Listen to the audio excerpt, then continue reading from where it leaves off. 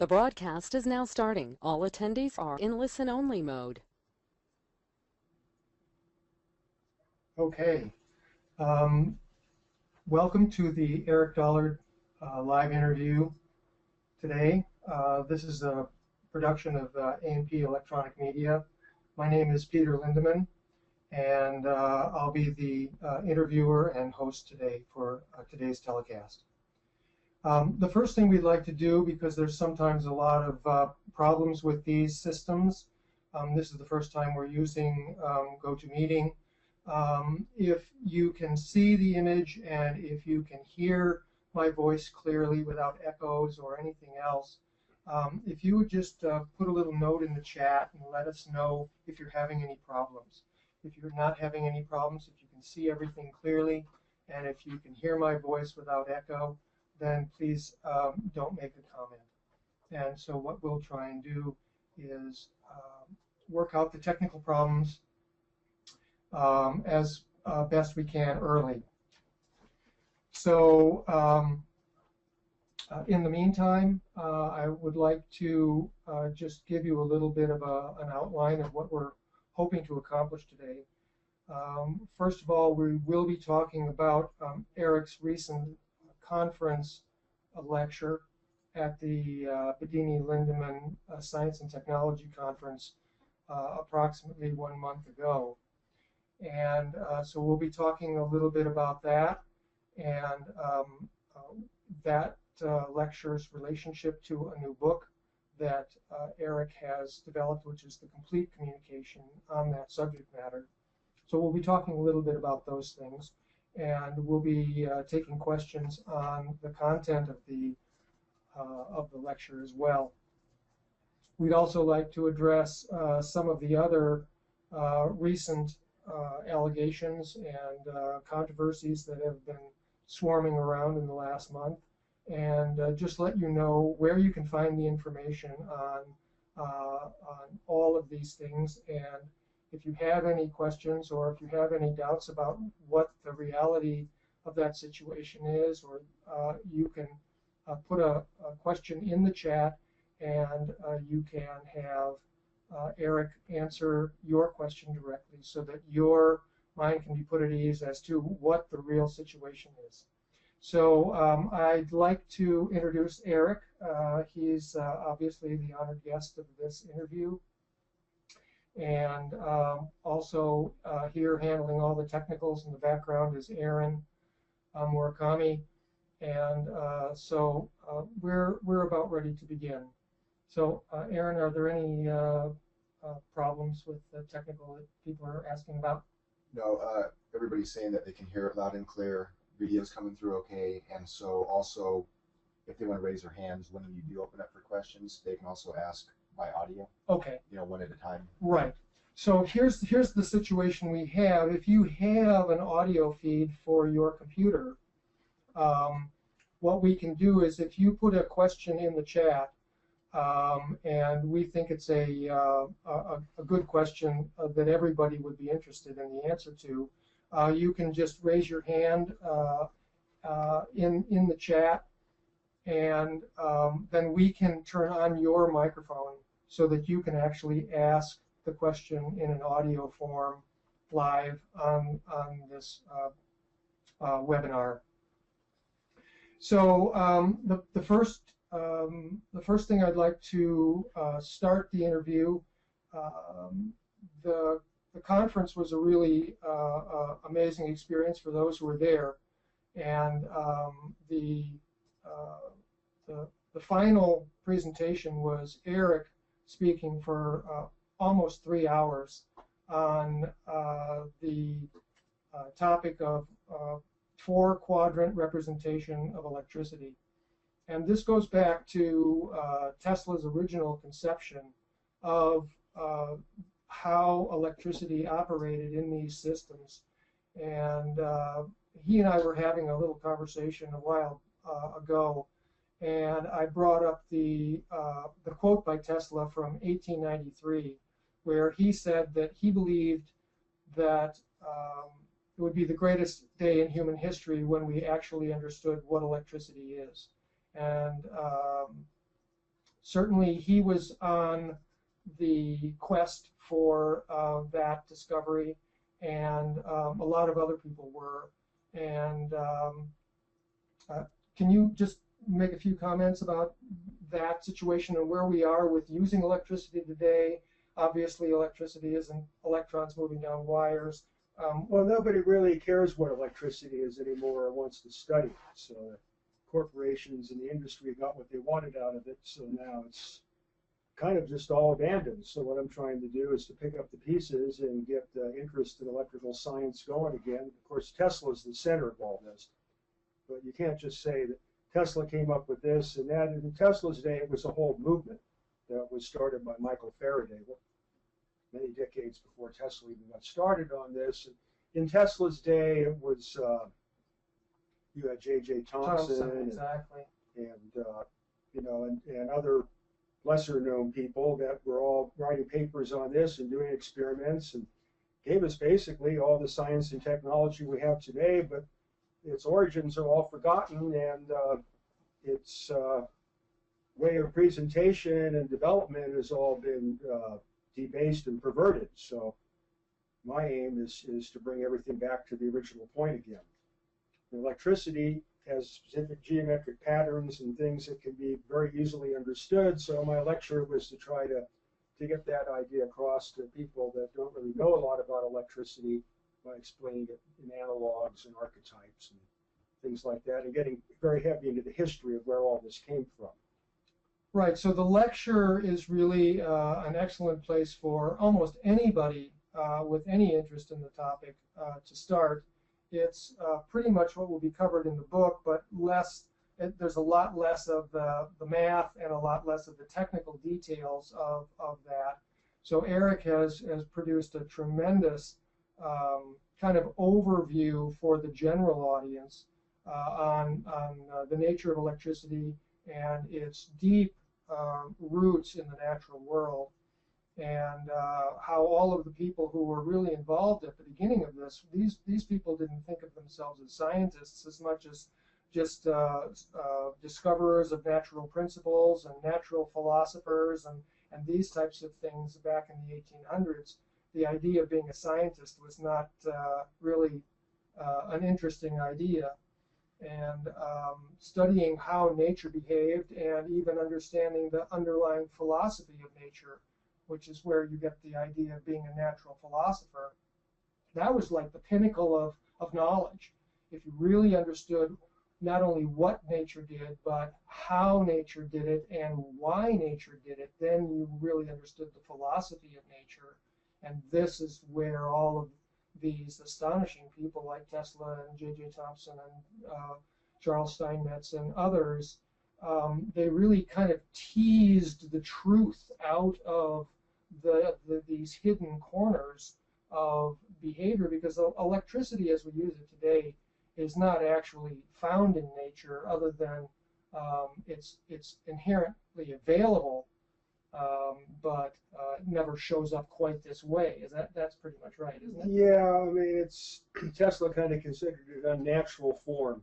An unnatural form? Yeah, unnatural form, but this is what we got. Mm-hmm. So that's not to say that there aren't other possibilities or things to be discovered in electricity.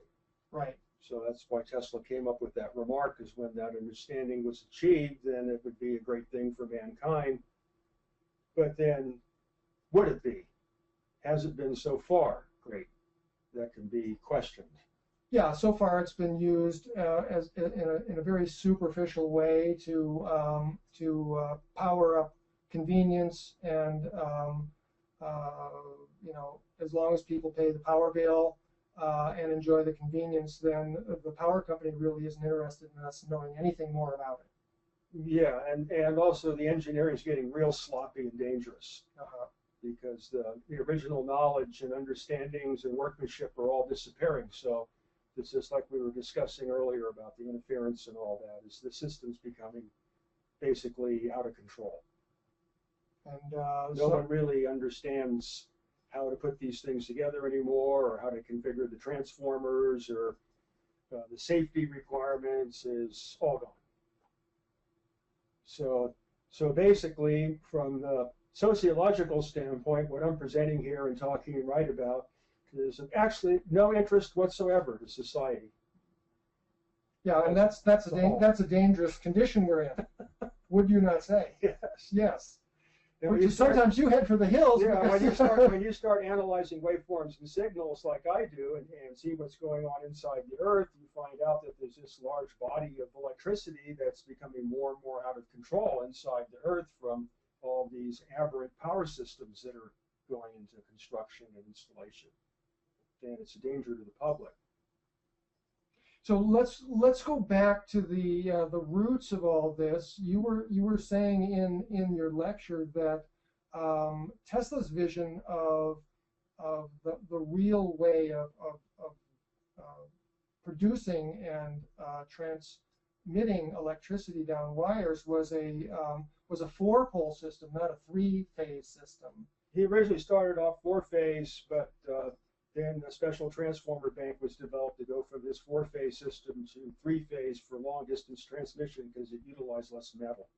Just less wires? It just 3 wires instead of 4 wires? Even normally less wires means bigger wires, but it was found that 3-phase uses the least amount of metal of all polyphase systems, and there really isn't an adequate explanation for that. But somehow the geometry works out that 3-phase is the way to go about it, but the natural form of electricity is 4-phase. 4-phase. Yeah. And this goes back to the lecture being called the 4-quadrant theory, or the four sections of everything wave. that manifests in electricity is related to 4 poles. 4 poles. We're taught in school that it's 2 poles, and electricity is the flow of electrons and wires, and all those things are not really correct, and then they build up such a powerful mind virus that you can't get out of that. Right. Once you start going into more advanced studies of electricity, you have all these, it's kind of like believing in Santa Claus. You're taught about Santa Claus, and then one day your parents tell you that they lied to you, and there is no Santa Claus. And that's the most important lesson that you learn in your life, is there's not only Santa Claus, but there's other things, like electrons. Right. So, yeah, so the idea is that what this lecture is about is to help you understand the roots in the natural world of where electricity comes from, what it is, and how it can behave, and a lot of the other things that have been discovered about it by Tesla and Steinmetz and some of the earlier researchers, which Eric has studied and is probably the greatest living proponent of, and probably knows more about these things than anybody else alive, certainly than anyone else I've met. And so if we're going to bring back or even salvage the electrical system for what any kind of benefit it can have for society, we're going to have to know these things, and there are going to have to be people who understand these things as well as Eric. And so that's what this lecture is about, to begin to give you a good introduction into the material. And yeah, I should point out that actually, the 4-quadrant theory is a highly mathematical subject. It's pure mathematics. In fact, somebody, I was reading a comment on the internet thing that I write on that says, what I'm talking about is, he referred to it as postgraduate mathematics work. So how am I going to explain this to a public that doesn't understand any of this stuff? And we really don't know anything about electricity at all. So what I'm doing in this lecture and the book is just to kind of lay the geometry and the groundwork for the whole thing, so you can get an idea of the overall shape of electrical situations and the interactions. But again, it's a PhD level mathematical topic, so it's going to have that abstract nature that some people just aren't going to get. right.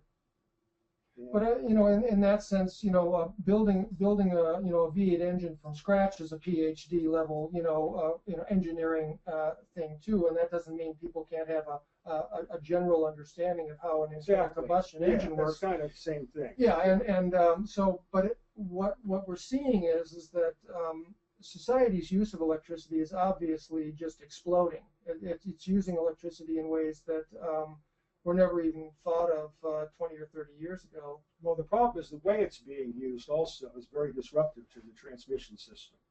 Right. And that's become a major complication right now. And unfortunately, the electrical system is being rewired for reasons unknown in a way that enhances and aggravates the problem. And that's something that Eric is going to be talking about in a future publication in detail. He hopes actually to model all of these issues and problems and come up with a very, very clear thesis on what's going on with the power grid. But one thing I wanted to go back over, I had the privilege of being in the edit studio with the film engineer that we brought in to film Eric's lecture, and having an opportunity to go through the material very carefully. We really did almost no editing on it at all, and but going through the whole thing very carefully and just seeing the whole thing with the slides on the screen and Eric on the screen, so that there's no distractions in the room or anything else. I was absolutely astonished at how much I learned that I didn't know about electricity. And one of the things that you talked about was how the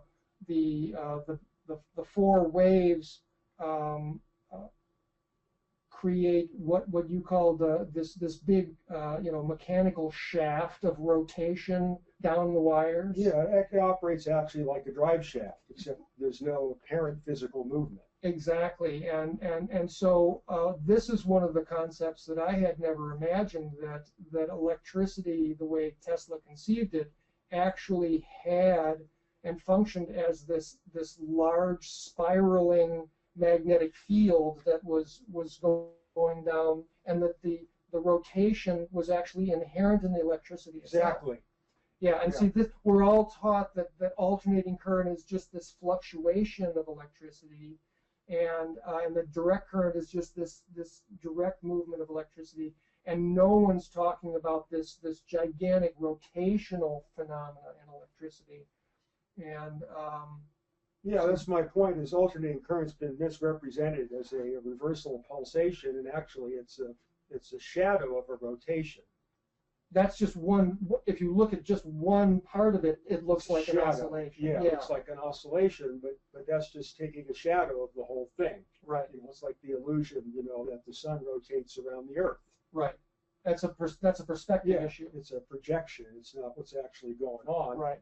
So what Tesla did was initiate a magnetic vortex at the sending end, and then that connected through a polyphase transmission system where the magnetism actually spirals as it propagates the velocity of light down the power line, and then when that goes into the magnetic receiving device, the vortex removes the motor. And if you hold on to the motor or do something, that wave chokes all the way back to the generator, and the whole thing actually works like a rotational coupling. The power can actually bounce back and forth just like it can on a drive shaft. Like when you miss the clutch or something in your car, the thing goes into an oscillation.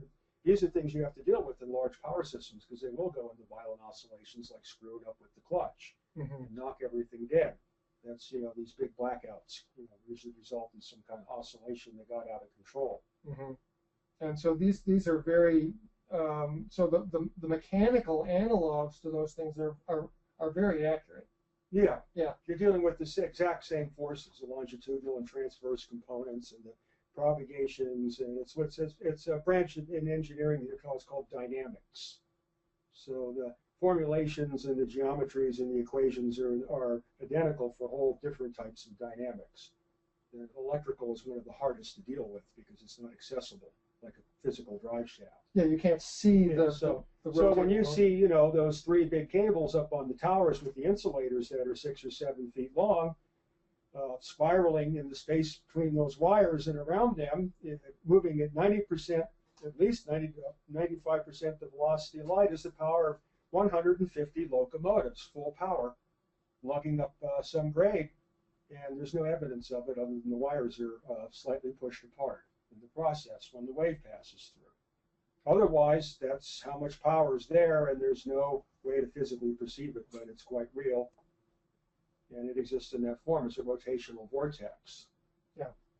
And because it's not just oscillating back and forth. There is an actual flow of power all the way through. Continuous flow of power does not pulsate like you're talking about alternating current. It's continuous flow of power. Right. It's constantly changing direction. Right. As it propagates, so you get a spiral down the line. You get this. Yeah. This Right. spiral vortex going down the line, exactly. And so that was made just crystal clear to me, and I had never really heard anybody discuss that as clearly as you did in the lecture. There were just a whole lot of other aspects to the lecture that I was amazed at. Well, I did the thing which is a forbidden sin in the science and technology world is the first third of it is purely metaphysical. Mm-hmm. Well, I thought actually that was brilliant. I was a little bit concerned when I kind of heard that you were going to talk that way, but it did not come across as mystical or anything else. It came across very, very directly related to the topic, and I was actually amazed at how coherently all of those themes were woven together. Well, that's how all this came about. So, none of this just got hatched up. Right. And it all starts with Pythagoras, 500 to 600 BC. Right. That's where the groundwork was laid. So you can't really understand this stuff unless you go all the way back to the beginning and understand how it all came about. And electricity is not just somebody's notion or something that was concocted in somebody's mind while they were high on something or whatever. It was already there. Right. Any lightning storm will show you that it's already there. Even when there is no lightning, it's already there. Right. Massive quantities of it. Right. No one even knows how much. Right. So Tesla used to say that electricity behaves like an incompressible fluid, and that the Earth is filled with it. He said that in an article in 1900. You've looked a lot at the energy in the Earth, and what's your idea of that at this point? Well, at times there's massive rivers of electricity flowing in the interior of the Earth, particularly before large earthquakes.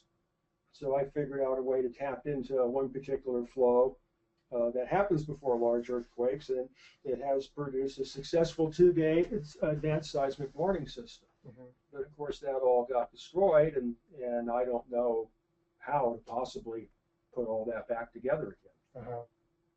That's the problem, the equipment and the time and, and climbing all the poles and stringing all the wire. I mean, I can do all that again. I kind of have to in order to keep, healthy. But statistically, before this decade is out, California is going to get blasted. And I no longer have a station to observe all that stuff.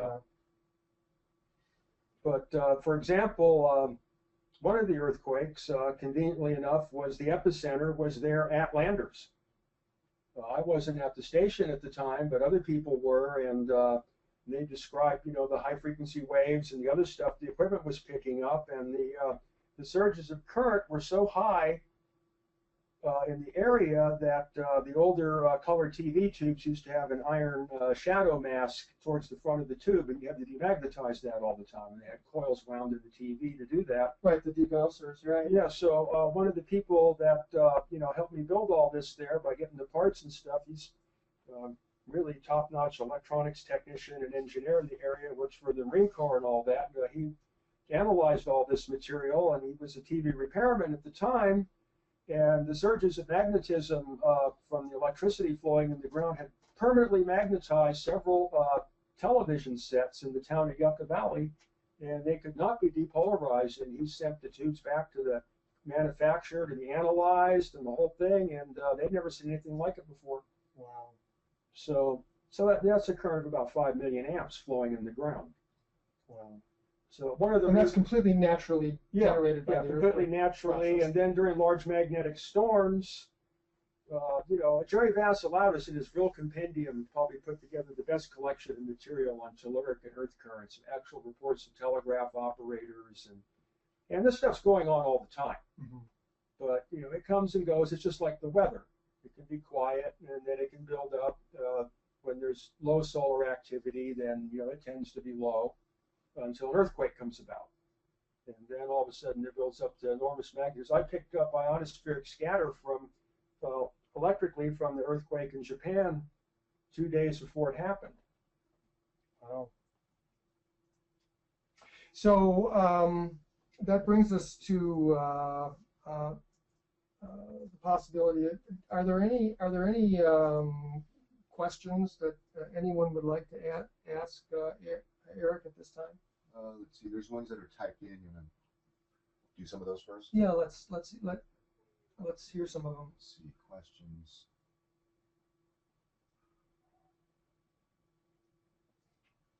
Okay. You would just read it out? Yeah. Okay, so this is coming from somebody named Prodigal Wizard. Okay, Prodigal Wizard. Okay, for someone wishing to pursue the work of Tesla and others alike, would it be best to primarily study physics or engineering? Engineering. Stay away from physics. Yeah, engineering has always looked at the practical, what happens, where the rubber meets the road. That's engineering. And physics has really strayed off into theoretical kind of la-la land, very, very disconnected from the realities. Actually, physics is an antagonistic religion. It's best. Those people always want to destroy Tesla's work and his ideas because it's just horrifying to them. It's a denial of their entire existence. So the best thing, if in engineering, you're going to have to deal with a more practical, experimental level.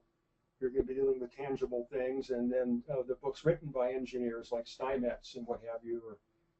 But ultimately, there's no. You have to remember, I've been studying this stuff since I was 6 years old, and now I'm 61. So it's not like any massive understanding is going to come about in a 4-week period. Right, and so the idea of studying this stuff to get a degree so that you can think of yourself as an engineer, and at which point you'll go out and get a job and all that kind of stuff, you still won't know anything about what's going on, because here we're looking at a guy who's been studying this stuff for the last 55 years, and he's still learning about all of these things. Nature's secrets are vast, and this is a lifetime study, not also the lifetimes of the people before me. Exactly. That led to the understanding that I could grasp. Exactly. So you're in my lecture and the book as I get into those primary people and what motivated them and how they came about these ideas and how horribly their ideas were received and harshly dealt with and the misery in their lives, and because that's what seems to come out of all this, and I can attest to all of that. Mm-hmm. Is if you're going to get involved in this to the level I'm involved in it, is the tale of Prometheus will be true.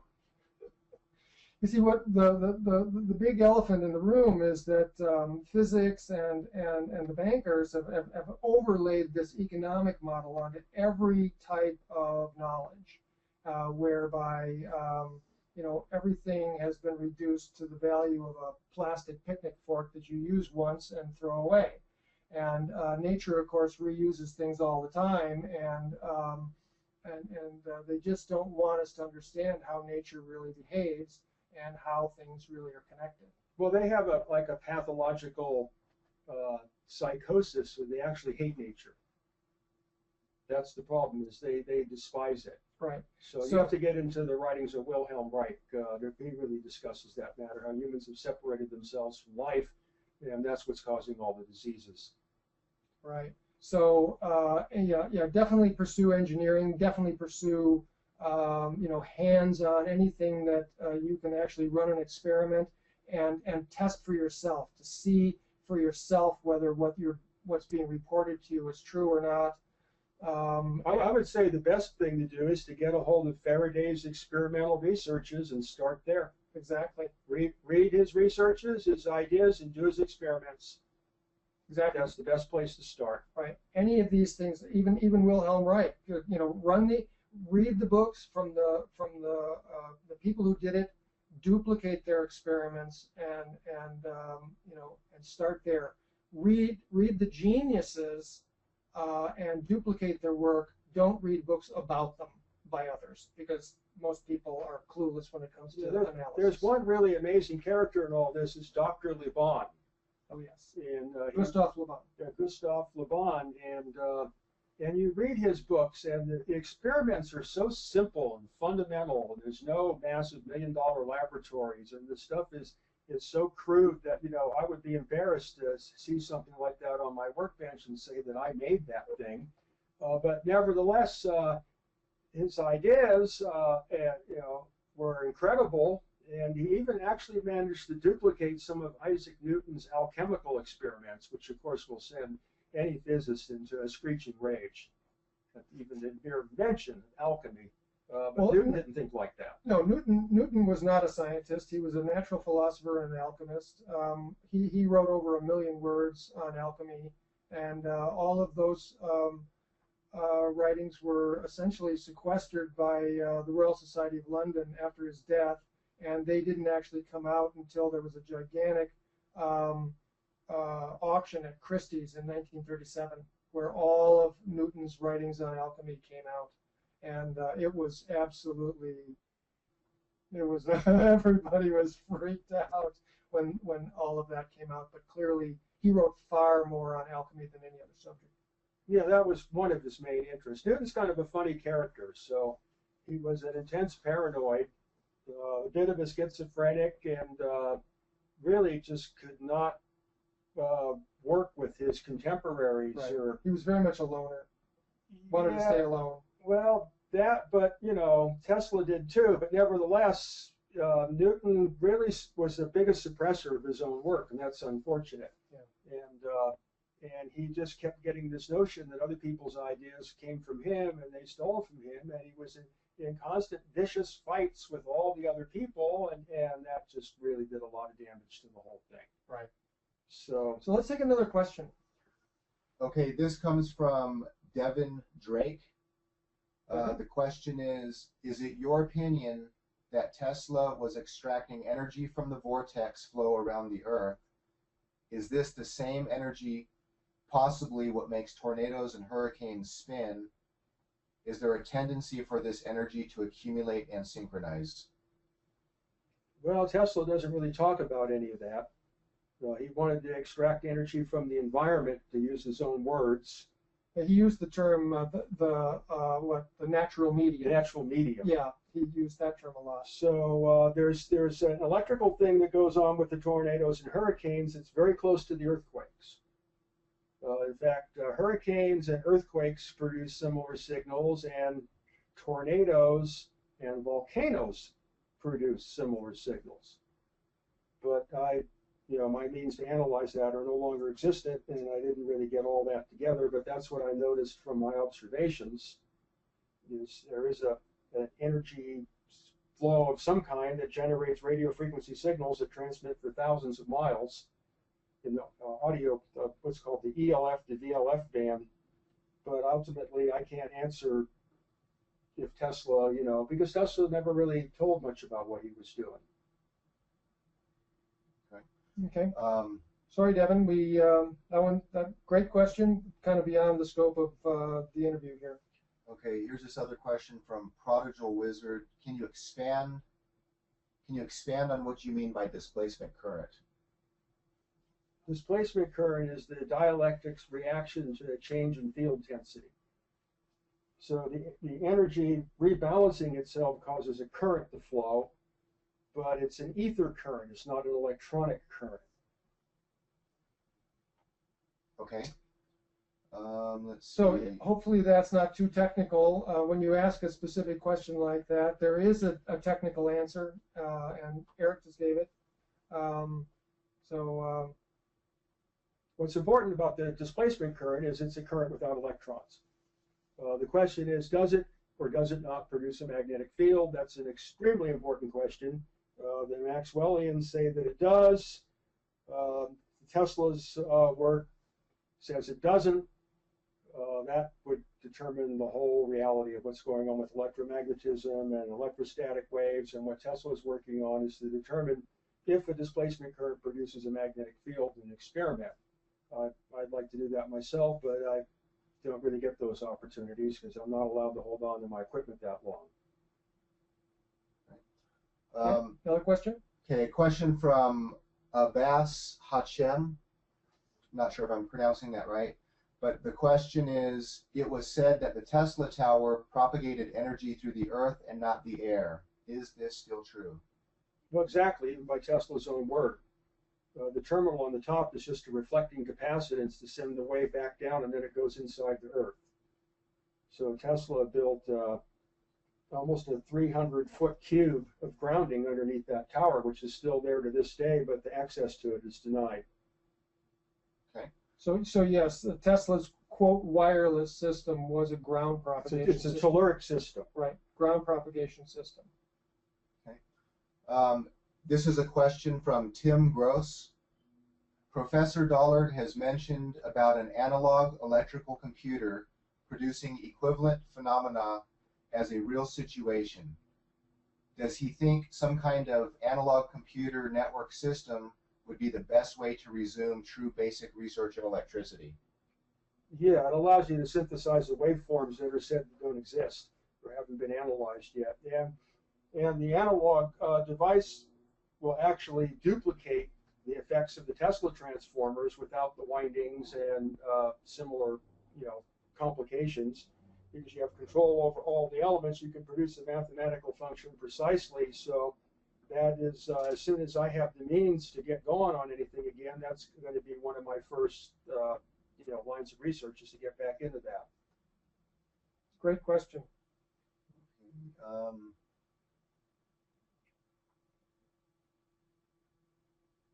Okay, here's a question from Emery Engine or Engin. If a regular compass can be used to observe the magnetic component of electricity, what can be used to observe the dielectric component of electricity?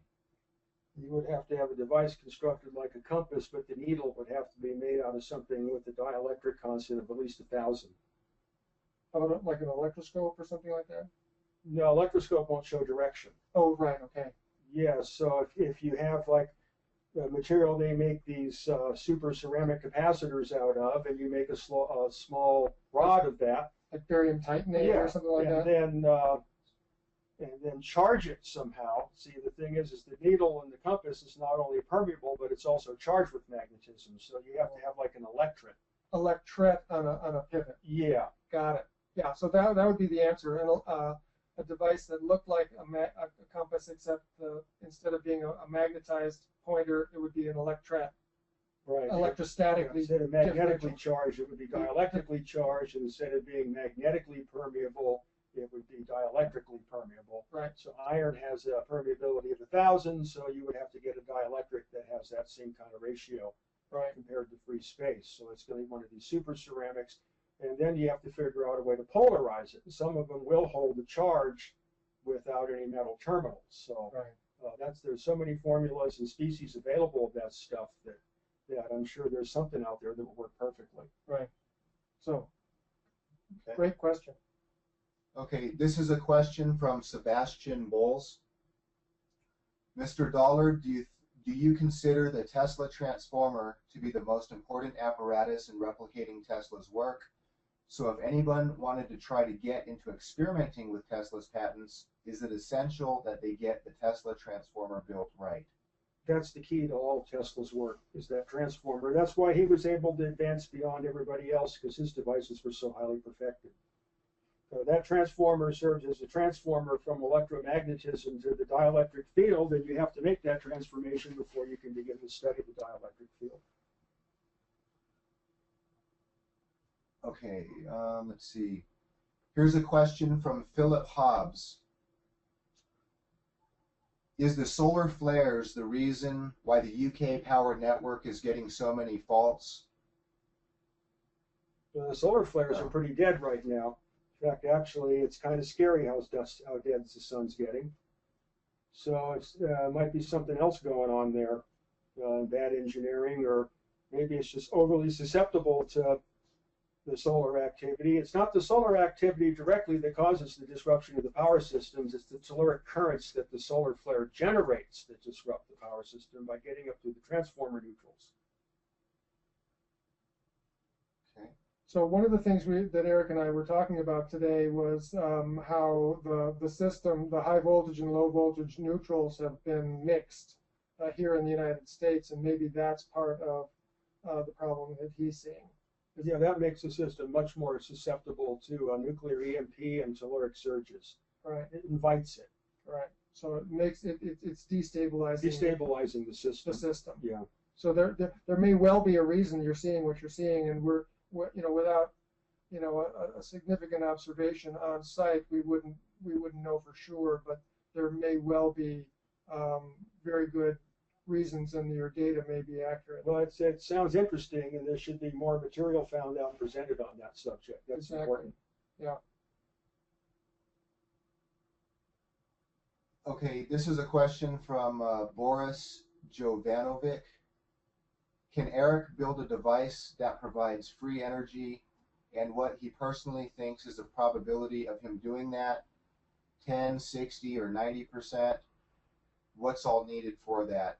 Thank you, and hi everybody. Boris from Norway. I don't really have any perfected free energy device. In fact, I've had to distance myself from even talking about that idea because of all the negative energy it brings along.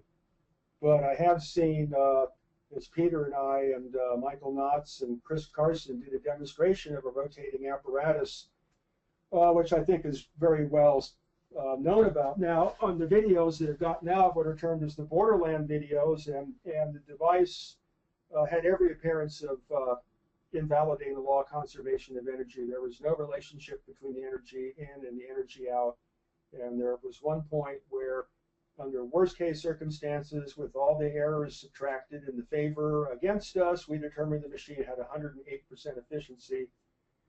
As an electrical device with that much leakage and resistance and windage and hysteresis and all that, it should have never operated above 70% efficiency. So Or 50. It was a plastic prototype, for God's sake. So it was. and then I have this voltage converter thing in my car that was made in World War II that bounces two capacitors between each other to make 12 and 24 volts, and there have been times that I can't turn it off.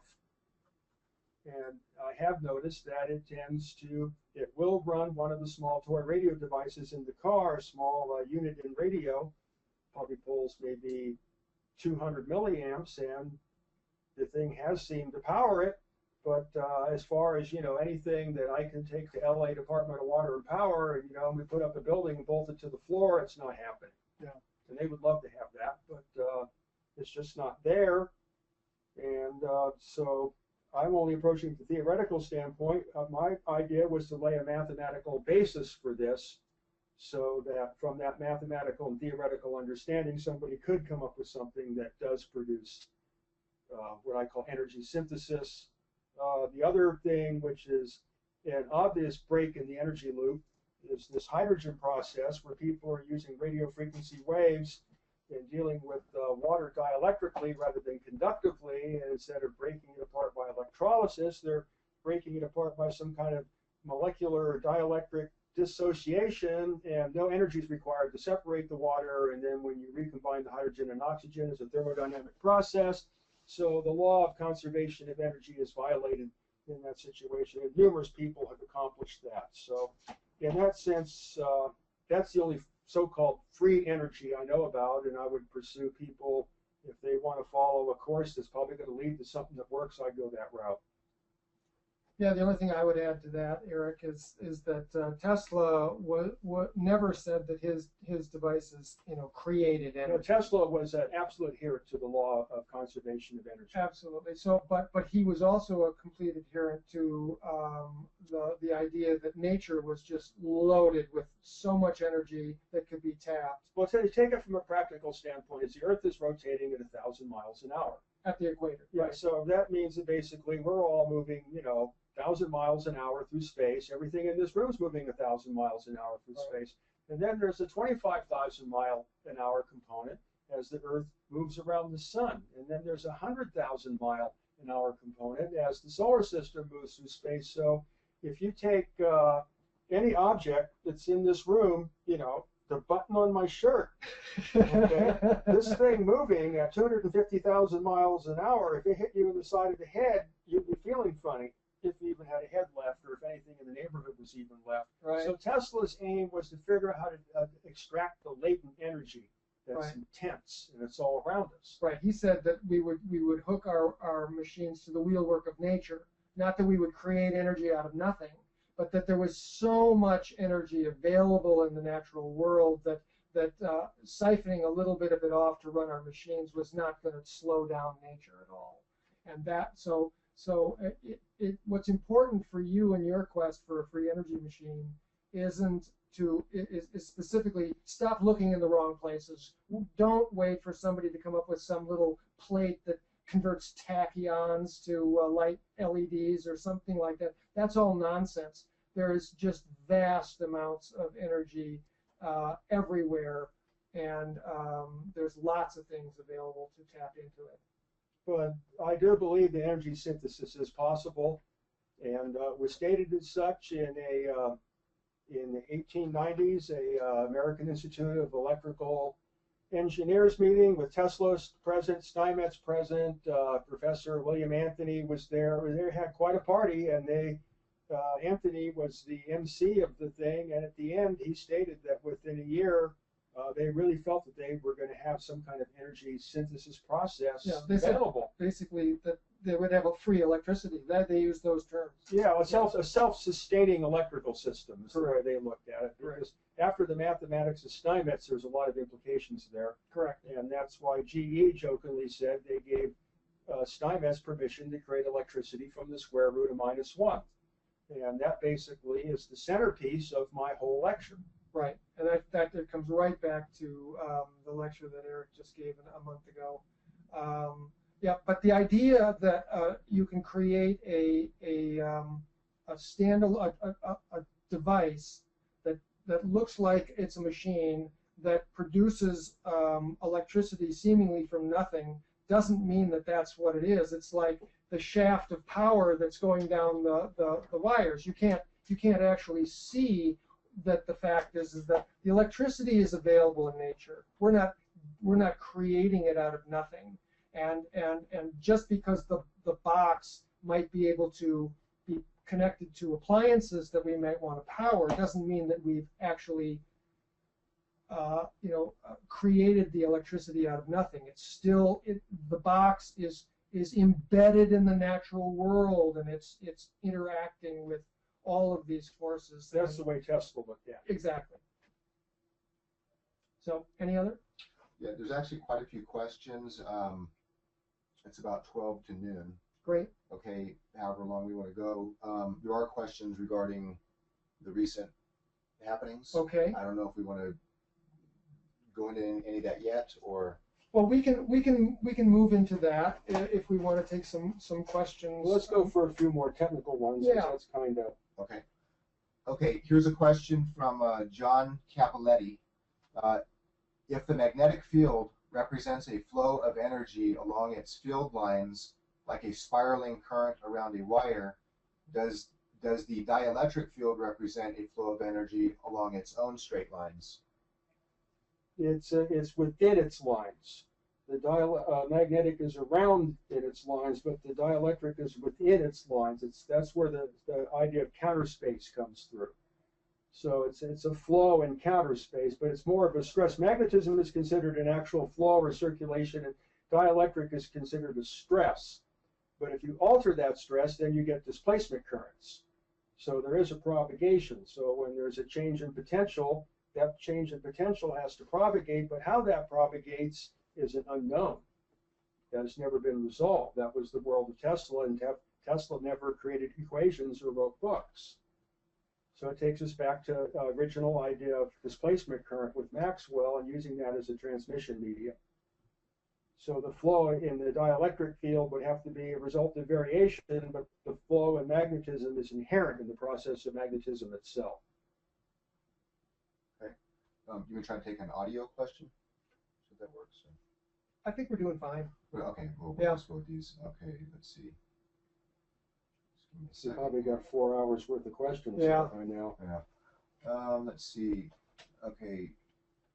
This is another question from Tim Gross. Are there any plans for a versor and symbolic operations course to deprogram those of us who have been trained to think in calculus? That's what my whole lecture is about. That's what the lecture's about, and that's what And the the book to book's follow. about. Yeah. Is that course. Yeah. Absolutely. And then as far as learning the basics of electrical theory, the Lone Pine writings are the place to begin. And we'll have those republished shortly. Okay. Here's a, let's see. Here's a question from Steve McKinnon. Have you done any research in John Keeley and his study of vibratory physics? Not a lot, because there really doesn't seem to be a lot of material available. So instead, I went back to Helmholtz. That's who Tesla studied, was Hermann von Helmholtz. Okay. Here's a question from Nanya B. What is the highest COP coefficient of performance available from circuits available in the public domain that you know about? I have no knowledge of any of that.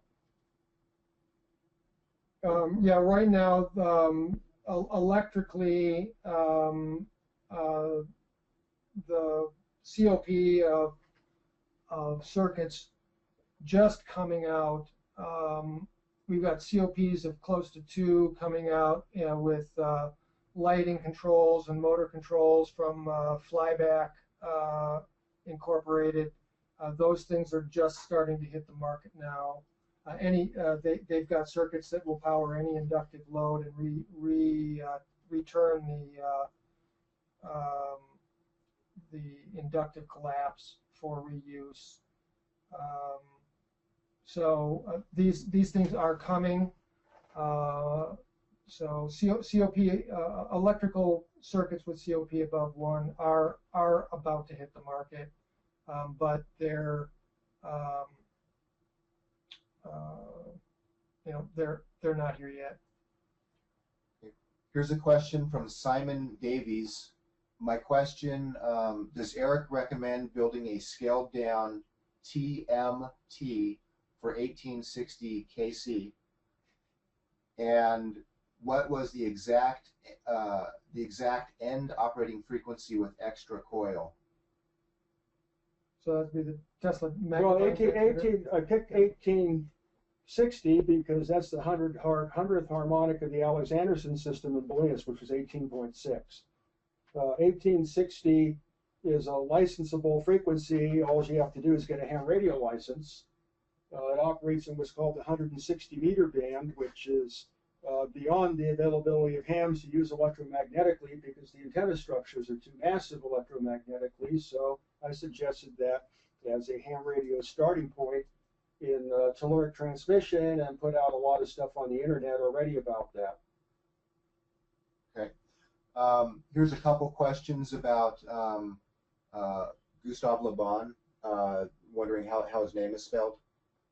Le Bon is capital L-E, capital B-O-N. Okay. Let's see. Okay. This is a question from Adam Bull. Can Eric talk about the 1917 global readjustment campaign of radio and the multiple loaded flat top antennas longitudinal wave which disappeared post 1917? And what part did Marconi might have played in using the possibly faster than light wave technology of Nikola Tesla, which he claimed could move regardless of distance? Yeah, that's a very lengthy and complicated question. That's why what I call my RCA book is coming out. Yeah, that's all addressed in there, isn't it? And I gave 2 lectures to the San Francisco Tesla Society on this matter that took me months to assemble, and they censored them. So we're going to try and bring So those what I back can too. say is, judging from the emission patterns on Marconi's antennas, which are basically an extremely bastardized version of the Tesla system, the radiation patterns indicate that the antennas were not transmitting electromagnetically. The Alexanderson antenna further tuned out the electromagnetic component to satisfy the patent office and the powers to be. He falsely claimed that it was electromagnetic, but then in his technical and theoretical statements, it had no resemblance to anything electromagnetic at all.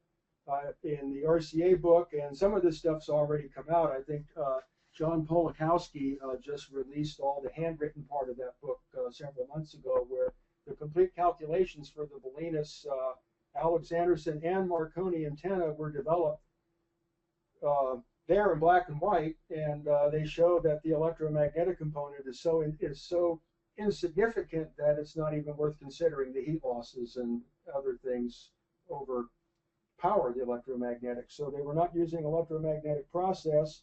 The thing that really tripped off the whole ban and all the complications is the Navy just finally got tired of being ripped off by all DeForest and Marconi, and they wanted a working Tesla system, and they couldn't get a working Tesla system. They just got junk, things that didn't work.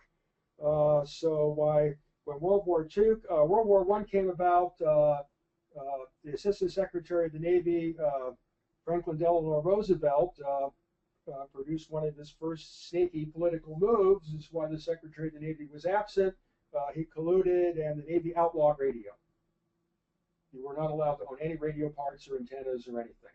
Outlawed the whole thing, froze all the patents, and then RCA was formed out of General Electric and the United States Navy to be the patent holder, to stop all the endless patent suits, to stop people from getting ripped off by things that didn't work. The jamming and the interference of everybody monkeying around with this and that had just created an impossible mess. So the Navy basically just put a stop to the whole thing, and unfortunately threw the Navy out with the bathwater and screwed themselves out of Tesla. I don't know if they realize that to this day, but they screwed themselves out of Tesla, and they created RCA, and then Sarnoff, Marconi's operating manager, gained control of the corporation and beat every radio inventor and television inventor into the ground thereafter. But I can't complain, because Sarnoff's company was my patron and provided me with all the facilities and knowledge and materials I needed for my research. So, but it's bad in one phase, it is good in another. But then when Sarnoff died, that ended everything, and now everybody got a mess. Okay. Next question is from Mike Goldman. Let's see here. Let's see. Question.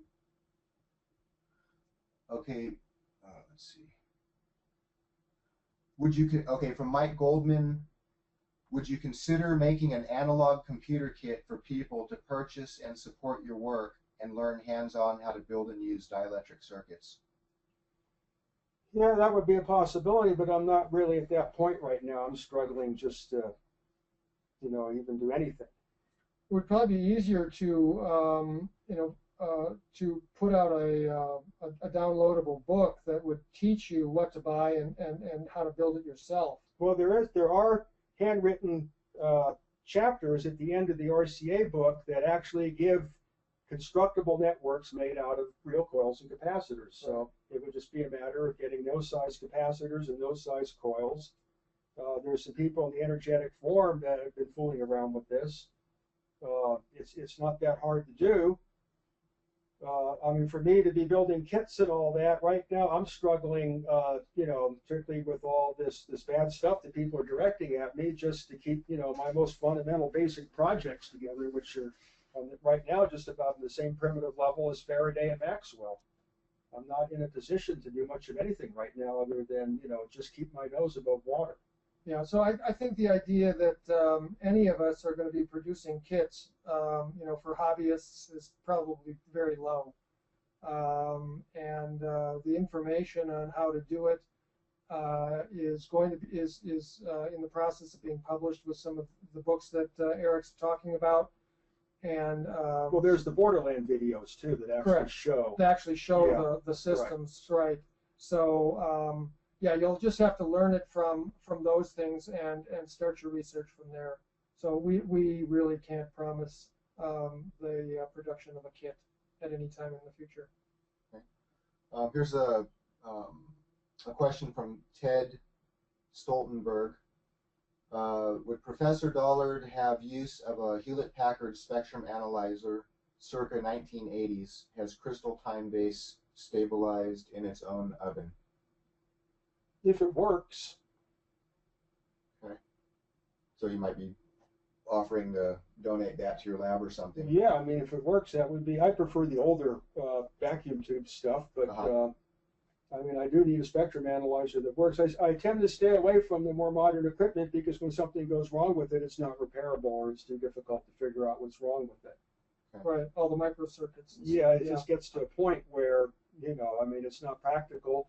A lot of the complicated stuff I don't really need.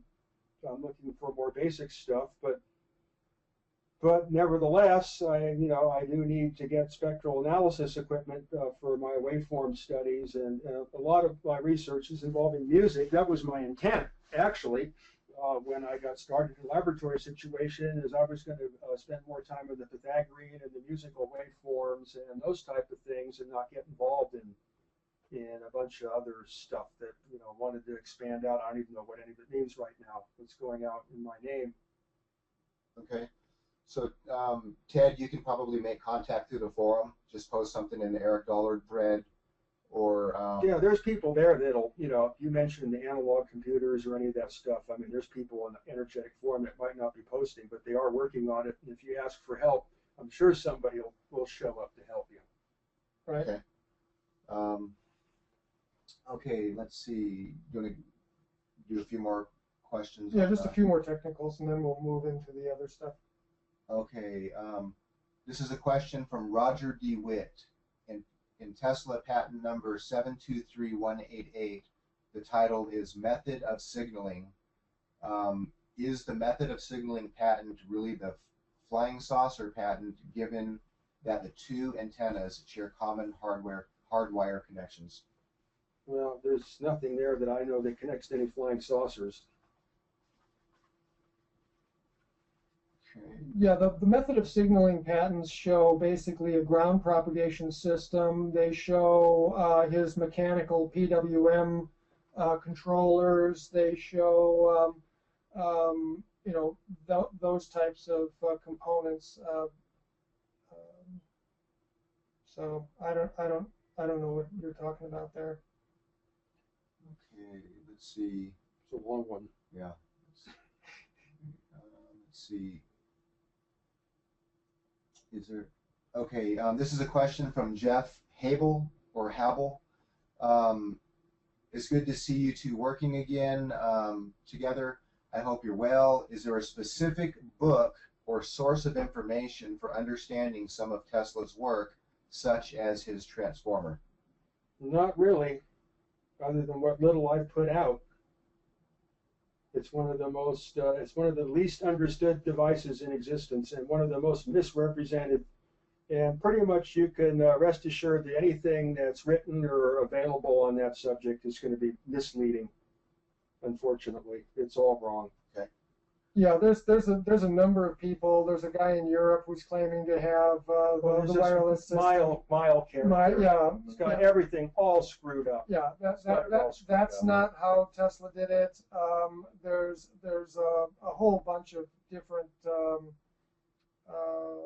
things. There's a number of threads on the energetic forum where people are talking about the Tesla magnifying transmitter, and again, you know, various people, including myself, have gone in there and shown the original article on by Tesla, where he shows that that really what's being propagated is a pressure wave. He shows that the transmission is a pump, and the Earth is a ball, and all the receivers are pressure gauges, really. And so every time he pumps the pump, every pressure gauge goes like this, and it's an instantaneous wave propagation through the Earth.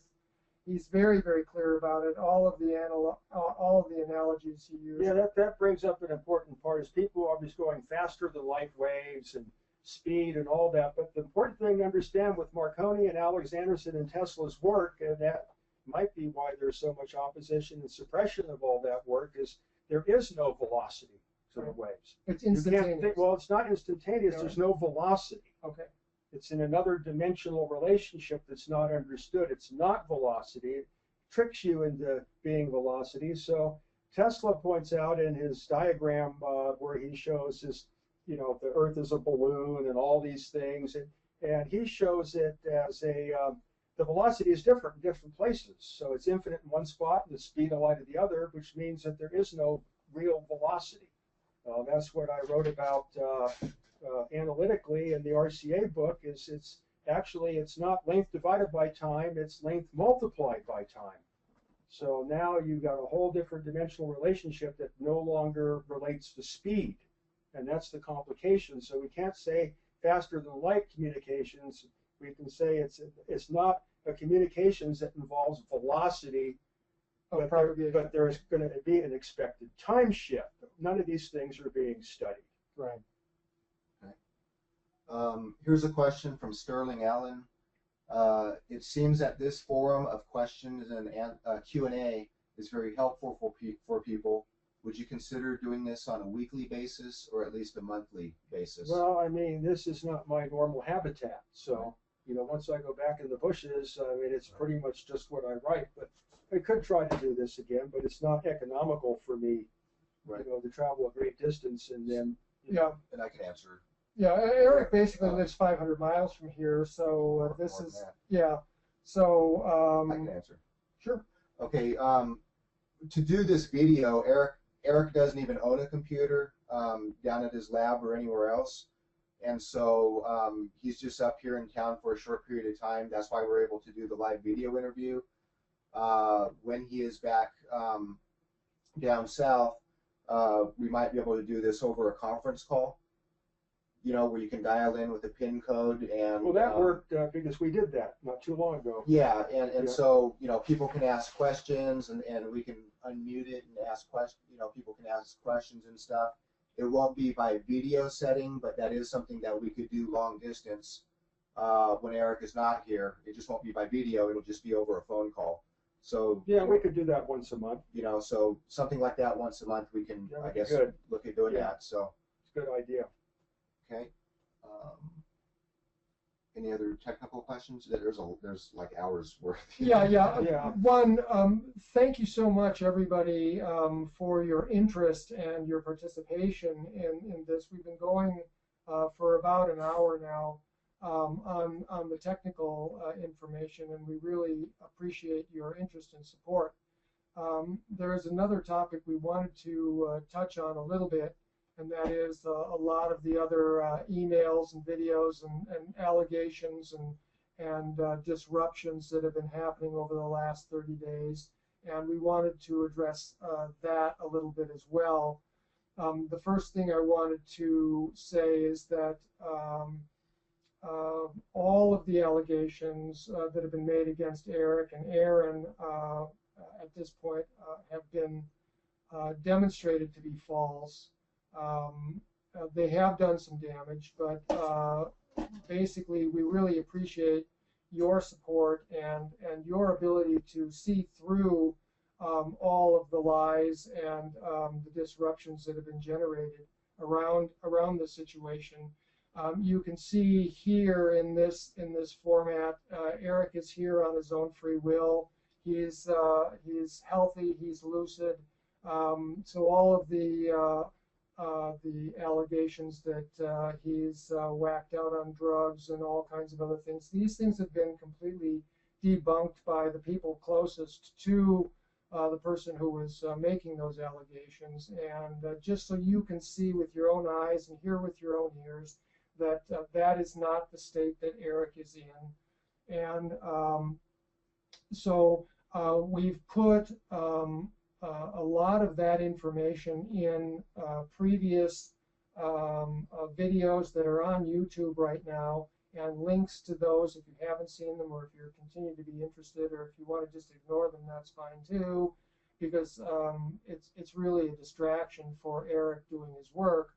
But all of the links for those can be found at the new website, ericpdollard.com, and that will be the new central website that will be hosted by us. So that and at this point we're trusted supporters of Eric, and we're not going to be answering emails in Eric's name, and we're not going to be doing all of these other things that have been done to really destroy Eric's reputation, and just a vast number of things have happened that Eric didn't know anything about, and were done in Eric's name, and we're doing everything we possibly can to put a stop to all of those things. So ericpdollard.com will have links to all of those things. That will have a link to this interview as soon as it's the recording is made available and processed. And also there is going to be a link at that website for you to purchase a copy of Eric's lecture at the conference, where Eric will get the largest amount of the proceeds from that if you buy it from that link. So we're hoping that instead of asking for donations and begging for money and all these other things, what we want to do is we want you to learn as you help. And so we're making these materials available.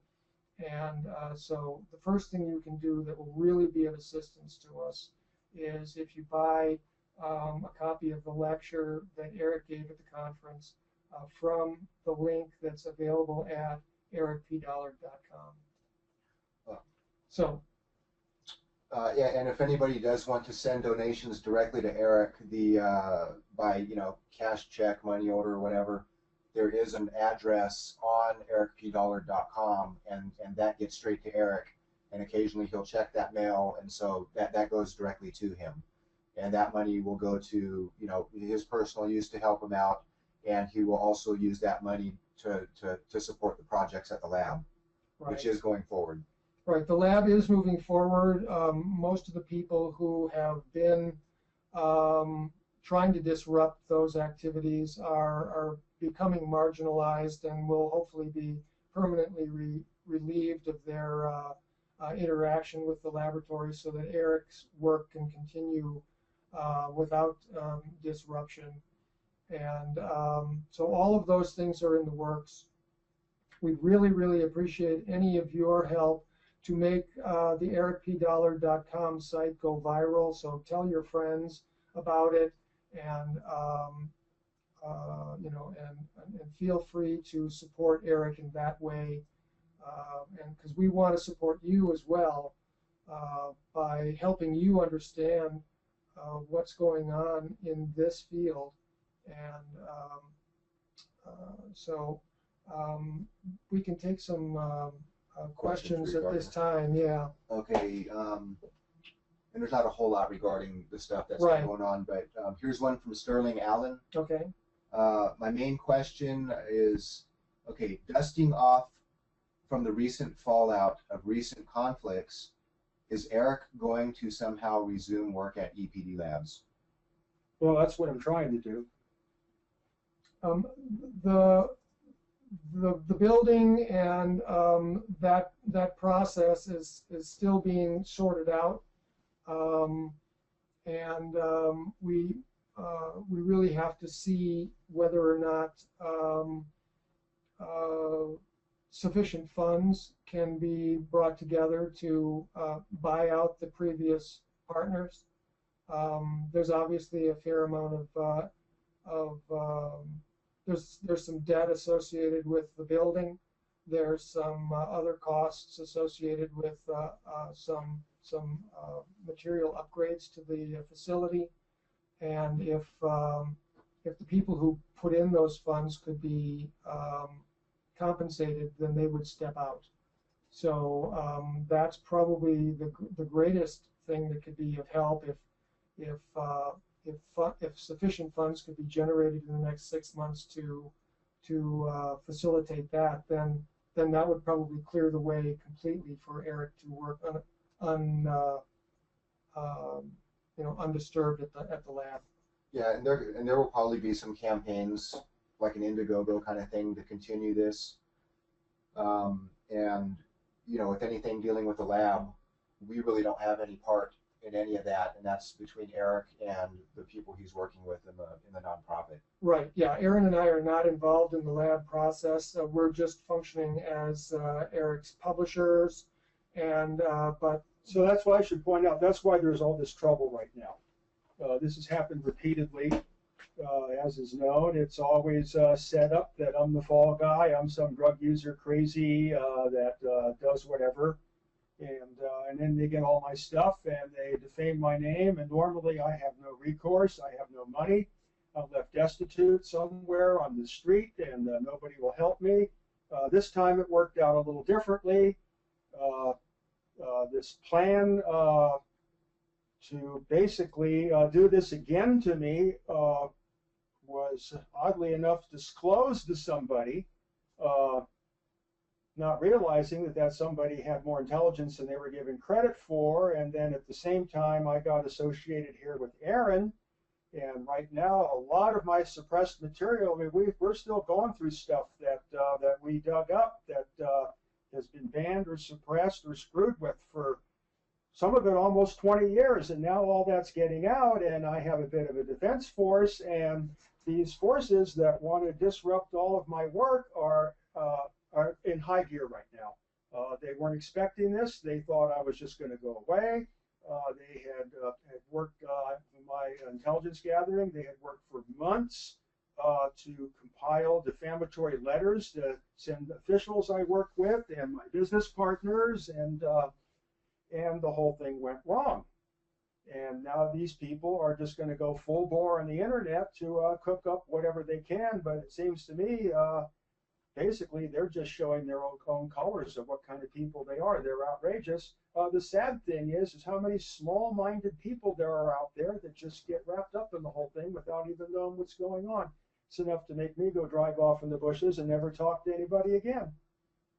And that's exactly what these people are trying to do.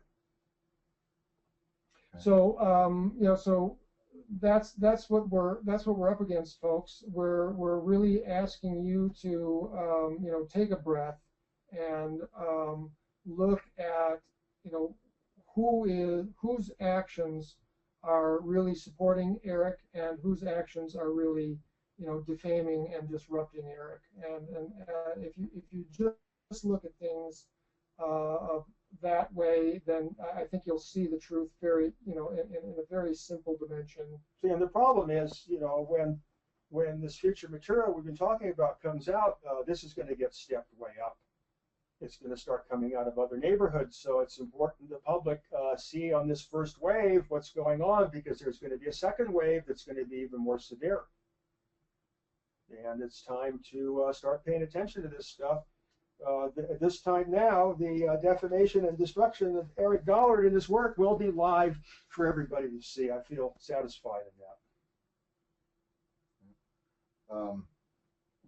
that. And there's 2 interviews on YouTube that I did Right. with Eric. The links to those are on ericpdollard.com, which Right. addresses one particular individual, and another one addresses these false copyright, claiming that these copyright claims are false. Right.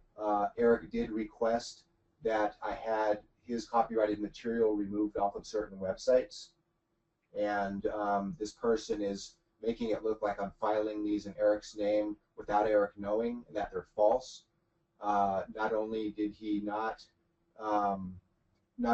that material not remain taken down, but it was put back up, and that individual is encouraging other people to break the law and spread it around. And so that's kind of stuff we're dealing with, but anybody can feel free to go to ericpdollar.com, look at those 2 YouTube links, and all that stuff has been addressed, and it doesn't have to be discussed again. Yeah, we don't want to go over things that have already been put in a very clear communication, and just realize that anything that's come out from these sources is what Eric wants done, and he's the one who is the driving force here. All Aaron and I are trying to do is play a supporting role. Here's a question from Damian Meeker. I donated some money the last day of the conference to the lab.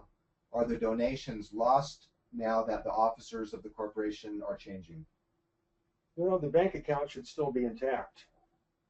But I don't know. I've lost control of all this, so I don't know what's going on. I have to. That's why it's best at this point just to send the money to me in the mail. And the address is on ericpdollar.com. Right. So unfortunately, we don't know the answer to that question, and that's why we are instituting alternate channels at this point for those people who want to continue support. Okay. Here's a question from Jason Poteet. What's the purpose of the lab? I'm missing context since I wasn't able to attend the conference. Well, the purpose of the lab was never even supposed to be made public. So that's a complication. There's projects that I'm working on that I consider confidential. A lot of it involves this telluric work. There's things that just can't be made public. Now that whole security situation has been crashed. The public's interest in stock in the lab is to build this 20,000 watt peak envelope power cosmic induction generator that'll make anything that Hollywood cooked up look pale in comparison to. But that's a lengthy, expensive project. And unfortunately, all this disruption is a large quantity of donations that were to be provided and equipment for that have now been canceled. So that put a stop to that. The private donations that I'm receiving from people in the mail right now are paying for the telluric project, which is slowly and methodically moving forward. It has the appropriate governmental support. I have the financial support from the public. The materials are all available. There's not really a lot. It's just wire and insulators and wooden poles. It's a lot of work involved, but the technology is basic and simple. The stuff is just laying its junk out in the desert, and that project is moving forward. Right now, we're just basically waiting out the heat. So when it cools off, we can go back out there and start working in the field again. That project is advancing very well, and the public support money is, I'm really appreciative that is funding this project, and now that's a self-contained operation that ultimately I can do without the building on that, because most of it's outside plant. But that means I'll have to do the whole thing out of my car in the desert like I have for the past 30 years, and I would like to make it a little easier than that, because I'm not really going to live long enough to spend another 30 years building equipment. I got to get it all done in a short period of time. Okay. Okay, here's a question from Gary Hendershot. Given that the principal fundraiser is now persona non grata, and revenue from publications and speaking engagements have been diverted to personal use, what method of continued financial support do you envision for the continued operation of EPD Labs? Are there any projects planned for the near term that might generate a revenue stream to support the continued operation at the lab? There are certain projects that could be developed. One thing is I put these projects out on the energetic forum, particularly 2 of them relating to the duplication of Tesla's work. I had the idea of this thing that I called the cosmic ray detector, is actually making them and making them available to the public. The problem is the parts are getting hard to find, and I can't really use up all the available resources and send them out for money or not, because then there won't be anything left for me to do my experiments with. So it's kind of hard to say. Like I say, the laboratory was mainly conceived as myself as a reestablishment of a Bell Telephone Laboratories presence, consisting primarily of a board of directors and individuals with some kind of Bell Telephone background or experience. And then there's, in the area I'm in, there's various industrial and military and governmental and commercial interests that, you know, I'm a laboratory and I'm there to do things, and that's was the intent of EPD Laboratories, was to get involved in that. You know, a big mining company or somebody is not going to want to have all this stuff, you know, broadcast on the air, why it's being developed or whatever. It can't be talked about. The telluric thing, you know, I mean, I can't, you know, just get on the air and play Chicken Little and wave my hands and say the earthquake's coming, the earthquake's coming. That's not the right way to do business. It's a civil defense thing. It's specifically for the utility companies and fire departments and emergency services people. So EPD Laboratories really is not a Disneyland presentation of electricity, but being that the public has provided a large quantity of money and seems to continue to like the idea, the so-called cosmic induction generator is a direction to go. It's very expensive and time-consuming. It's important to do, and the public is owed that. And I think that's going to be the public side of EPD Laboratories, and then possibly later, you know, the time and people and materials permitting, is then these things that people are asking about analog computers and start to do a thing again like with the old Borderland videos. So that's a distinct possibility, so that there's a public service aspect, media aspect of this, as well as its actual laboratory, you know, situation that has to operate in that reality, which might not necessarily involve any public disclosure. And obviously, from everything that's happened, being tricked into these videos and stuff is public disclosure. Ultimately, is a very deleterious situation for my operating. So I'm tending not to be interested in much of that anymore. So it's a complex situation. Really, it's hard to give a definite answer to. I think the bottom line is that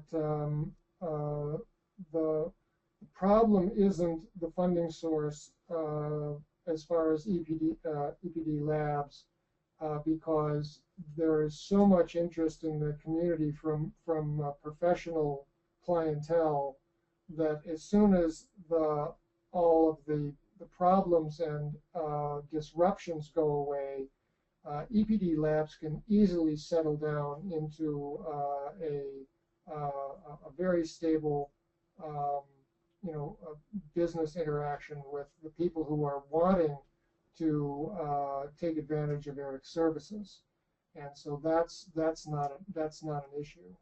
The main thing we have to do is stop all the disruption and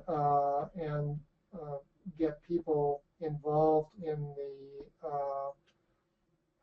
corporate structure of EPD labs that are supportive of Eric's agenda.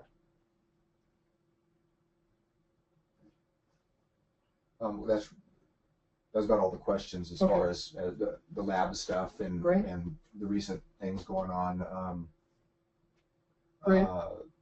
We've been going about an hour and a half. It'll be at 2:30 when the links go live for the new presentation. Great. We really appreciate all of your interest and support in your participation in this live interview with Eric Dollard. This is really a great opportunity for you to see what's going on, what the truth is, and this broadcast will be made available. Again, the link will be on ericpdollard.com. The link to begin purchasing the conference films, which will consist of 2 1.5-hour downloads. That link will be on ericpdollard.com at 2:30 West Coast time, and that is the complete uncut presentation of Eric giving the lecture. He takes questions during the lecture. He takes a lot of questions after he finishes his prepared comments, and everything is there. We didn't lose anything, and so we really appreciate your support. This film set is definitely the beginning of you know, the understanding of the material that's in the book. We really hope to have that book fully developed at the publisher level and available by the end of the summer, maybe possibly as late as early fall of this year. So we're going to be getting that out as soon as possible, and we'll probably have 2 other publications by Eric made available in that time frame that are in post-production right now. So we hope to be able to create a steady stream of the best work of this guy for the last 5 years, and make it available in you know, easy to get, highly condensed and well presented form, so that you can learn this science as quickly and as correctly as possible. Any closing comments, anyone? Okay, this is Aaron, everybody. This is the first time I've used this GoToMeeting system. I'll do my best to see if this recorded properly with video and audio. If you happen to have recorded this by video or audio, and you have a good copy of it, please get in touch with me through Energetic Forum or email me at info@emediapress.com. And it would be helpful if somebody did make a good recording, because I don't know what my recordings are going to look like yet. Right. So that would be much appreciated. Great. So again, thank you all for joining us today. Thank you, Eric, for making the insane 4-day drive trip to get up here, and for sharing everything with. Well, I enjoy it, so, and I think everybody else does, so it's good. Good. And one last message: there's a Facebook group set up using Eric's name. If you see those posts coming from Eric, it is not Eric. No, I don't subscribe to Facebooks or emails or any of that stuff. I'm absolutely against it. Sell your telephones, the whole thing. Right. The fact that you even have the coyote in a cage this long is a miracle. So yes, that's the other thing we wanted to say is that Eric does not have an email address. He does not have a computer that's on the internet. He does not have a Facebook account, any of these things. So if you see anybody who is representing themselves as Eric in these venues, please let us know about it.